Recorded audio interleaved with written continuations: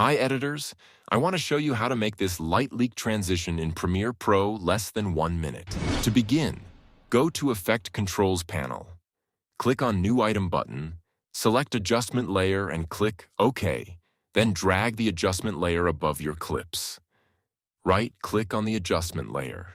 Select Speed/Duration and change the duration to 20 frames. Then put the adjustment layer right in the middle of two clips. Now go to the Effects panel and search for Lens Flare and add it to your adjustment layer. Then make sure the adjustment layer is selected. Go to Effect Controls. Put the time indicator at the start of the clip and click on Stopwatch for flare center and flare brightness.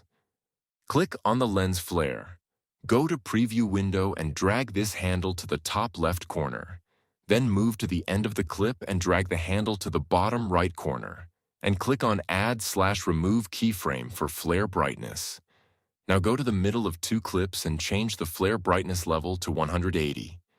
Now you made it, so please like this video and subscribe to my channel for more tutorials. Wishing you all the best and see you in next video.